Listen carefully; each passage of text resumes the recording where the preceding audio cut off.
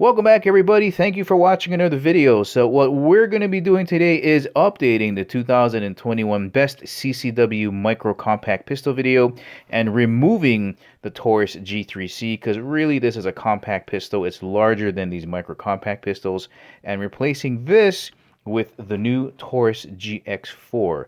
So we got the Sig P365XL, Smith & Wesson M&P Shield, Springfield Armory Hellcat, and of course the Ruger Max 9, and then the Taurus GX4. 5 pistols enter, only 1 will leave. Let's see who I think is going to be standing in the ending.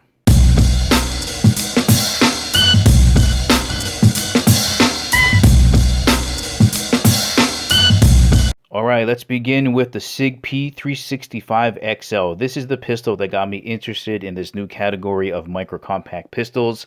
For the purposes of this video, let's pretend that the red dot isn't in there. Let's make them all non-red dots, so it should run between $600 and $650 for the one without the Romeo 0. So overall impressions of the 365XL, I think they got a ton of things right on this pistol. The slide length, number one, really easy to control with just that little bit extra on the front there. You combine that with this really nice deep beaver tail and an awesome grip angle. It's very easy to control that muzzle rise. The trigger, I think, is oddly enough really good. It's a little bit squishy, but it comes in at right around 4.5 to 5 pounds. But with where it breaks, the break angle, right about 90 degrees, it's an absolutely lovely trigger to shoot.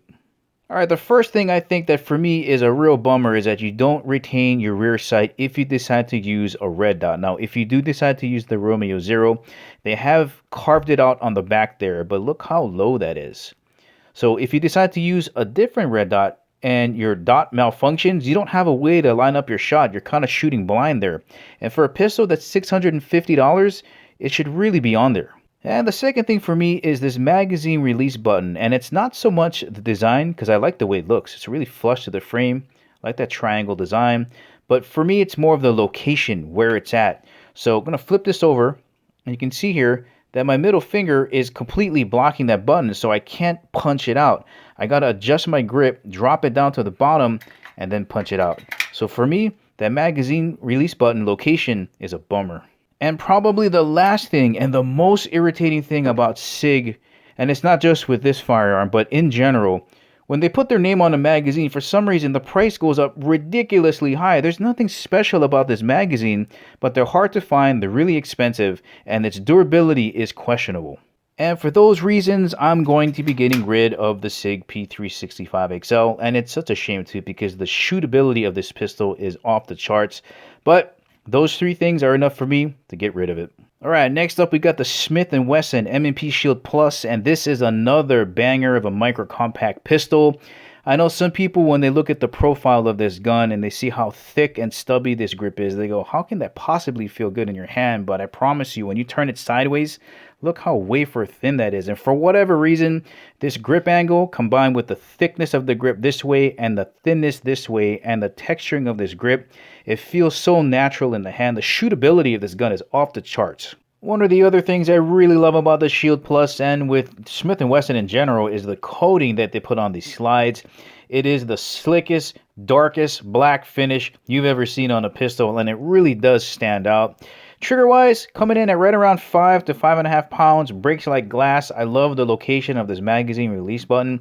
I can pump out the magazines with no problem, any grip. Magazines, really affordable, and you can find them just about everywhere. Alright, moving over to the things I don't like about the Shield Plus. Number one, the lack of the front cocking serrations. I mean, they're there, but why not make them from the top to the bottom of the slide? I'm sure there's some kind of engineering reason for that, but it just looks weird up front. Second, no accessory rail. The third thing, very small trigger guard. I would like to see the trigger guard come up a little bit more.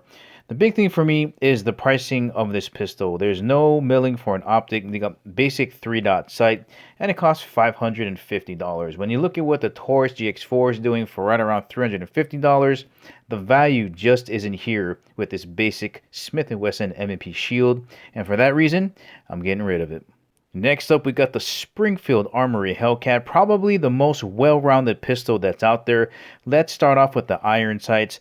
Probably the best set out there right now. You have this U-notch out here that's outlined with this ridiculously awesome front sight. That's a tritium B down there in the front, and that ring around it is a like ridiculously high vis photoluminescent ring. It is so visible in the dark. You're milled out for an optic, and the nice thing about these here is that you have a nice flat ledge, so you can hook it onto ledges if you want to rack the slide with one hand. But the slide here is cut low enough so when the sight sits down in there, even with these low profile sights, you still should be able to co-witness. The Hellcat is ridiculously comfortable in the hand. It's almost as thin and slick as the Sig P365. The grip in your hand, this grip angle is absolutely on point. Combined with this beaver tail and this awesome grip texture, it feels so good in the hand, guys. It's so controllable. Alright, you got a small accessory rail up here in the front, decent sized trigger guard. Now the trigger here is breaking right around, I would say 6 to 6.5 pounds. Pretty crisp, positive reset. The magazine release button for me is in a really nice place. I can pop out that magazine, no problem. And the magazines themselves have a really nice coating on them, very durable. You can find these just about everywhere and are reasonably priced.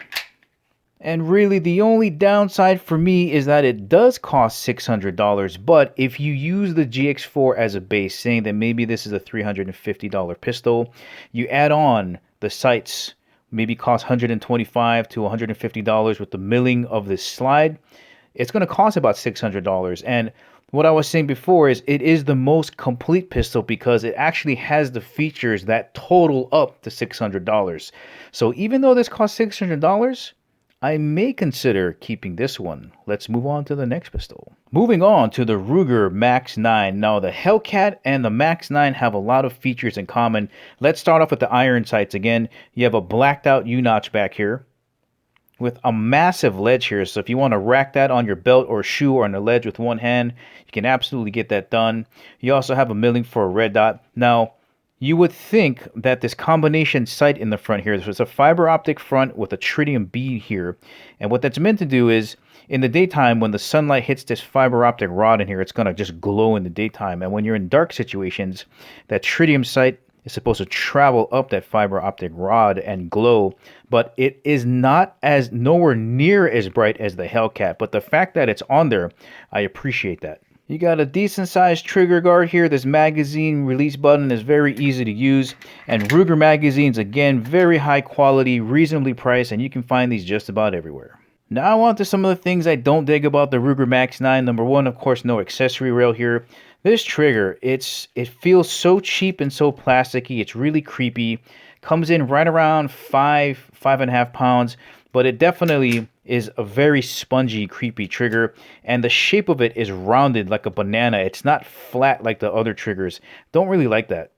Next up for the grip, and this just could be for my hand, but whatever it is, the grip angle or just the lack of how deep it goes into the grip right around the tang area, I just feel like I don't get enough grip on this when I'm shooting it, and it kind of felt like it was sliding around in my hand. It doesn't feel as secure as the Hellcat or the Sig P365 or even the Smith for that matter. Now, of course, the attractive point about the Ruger Max 9 is it's about $450, and you get all of these great features. I would keep this, but the problem is that I don't feel like I get a good grip on this pistol. And even if it's $450 with great iron sights and the ability to put a red dot on there, I just feel like I can't control this. In a high-stress situation, I feel like it would slip out of my hand. And for that reason, I'm going to get rid of the Max 9. And lastly, let's check out the Taurus GX4. And of course, the most impressive thing about this pistol is the pricing. For $350, you get a micro compact pistol with an awesome trigger, big trigger guard. For me, the magazine button release works excellent. These magazines, you know, they're not the highest of quality, but they're cheap. You can find them everywhere, and they're going to be very durable, easy to replace. The grip is comfortable. You have a nice palm swell back here. It's also a replaceable back strap. And because of this back strap area, how big it is, it really feels great in the hand. And this is something I would seriously consider keeping. All right, moving on to some things that I don't like about the GX4. So first of all, the finish on the slide, it's not the best. Now, I know they've put some effort into updating and upgrading the finish on their slides, but you know, it's not very black, it's not very slick, which is probably by design, but you can see here, right here, and in other areas, there's wear on the slide, and I really haven't knocked it around that much, like right in this area. So the finish is not the greatest. Second off, some people might not like the fact that you need a flathead screwdriver to take down the pistol. For me, I think it's fine. It's very easy. You just rack the slide, make sure the trigger's cocked, take out the magazine, and then you turn it a quarter and you just pull the slide. It comes right off. There's no kind of fumbling around and struggling, but some people might not like the fact that you need a tool to take it down to clean it. Lastly, of course, it's not mailed out for an optic, but I understand that it's part of the $350 price tag. So I feel that if Taurus can mill this slide out, keep it under $400, I think they're going to have a winner. But as it sits right now, I would seriously consider keeping the GX4 around. So that leaves me with deciding between the Springfield Armory Hellcat and the Taurus GX4. And this doesn't come down to having a red dot or not having a red dot. I tend to still not trust micro red dots or red dots in general, because you never know when they're going to fail. They might break on you, the battery might die, and in a self-defense situation you just want to be ready at all times, and the iron sights are always going to be there. So it's not about having the ability to have a red dot or not. Basically, the way my mind is thinking, and after going through the CCW class, I find both of these extremely reliable. I haven't had any hiccups on the GX4, as we're going to see in the testing.